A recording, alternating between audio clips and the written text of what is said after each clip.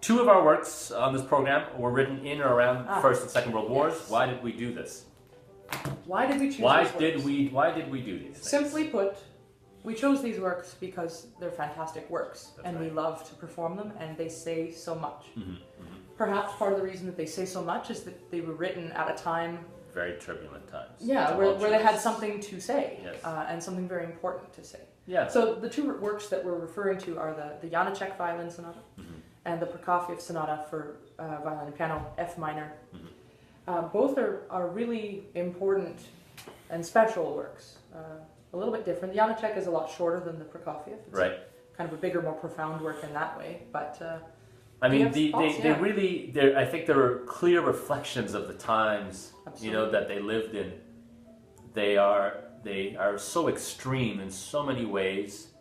They both search for beauty in and amongst turmoil. The incredible turmoil. Yeah. Yeah, I think it's really why we program these two in particular in this program, because it's really, I think that's probably a good way to put it, yeah? That there are just these moments of sublime beauty. Absolutely. You just hold your breath going, ah. But it's underneath the rubble of of the destruction of everything else that's happening around in quite a way, you know. And so, you know, I think both pieces play quite a bit with the kind of play around with stillness and a kind of a eerie calmness, you know, and the end of the first and the Prokofiev and many moments in the Janacek also. There's some interesting moments specific to these. For the Janacek Sonata, he was actually quoted as saying that, you know, he wrote it when he could hear the clashing of steel in his head. So you can really hear that. Very dramatic. It's always changing gears. Kind of that piece is quite shifty in that way. That's right. But the second movement, Ballada, is just that moment of still. Yeah, that beauty, that reminiscence. kind of. That's right. Yeah. But that even still is so, you know, even then in that case still becomes so. All of this. It's just everything that's in his heart is just displayed. Yeah, and as you say, I think it's really true too. Is that it was such uncertain times, right? I was listening to a speaker recently speaking about the Holocaust, and that's the shit. That was one very strong point she made about it. That these days it's really easy to look back on the world wars and all these sort of events that now have labels and names and say they seem like very clear cut things. And well, okay, who's the this good is guy when and this the bad happened. guy? Yeah. And it seems like this was this was this, but in those times, just no one knew what was going to happen next. At any moment, things seemed so completely upside down. So, for whatever reason, I mean, as Carissa said, we love these pieces. Yeah. And then they just sort of came together. We just talk about different things that, you know what, these are gonna fit so well together. We also, in the program, we've got the Morowitz Rondo, which is a really fun piece that. Scherzo. Rondo? Ah, it's a scherzo. It used to be called Rondo.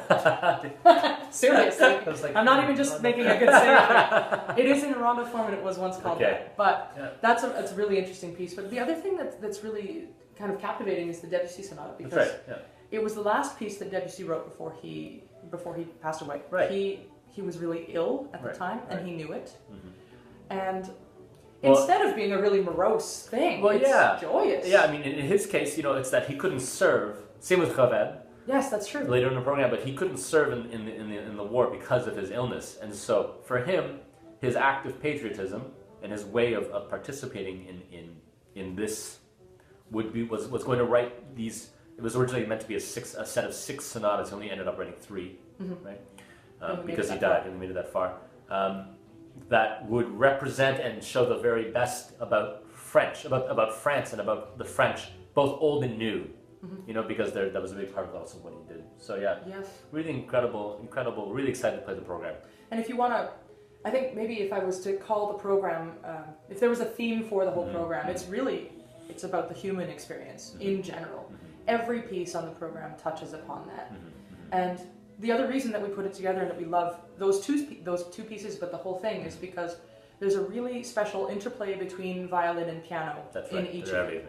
More so than in a Beethoven sonata or something like that. These are really, it's two people that sometimes oppose, that sometimes work together, and it's really special in that way. So we're really excited to present it. Terribly excited. Yeah.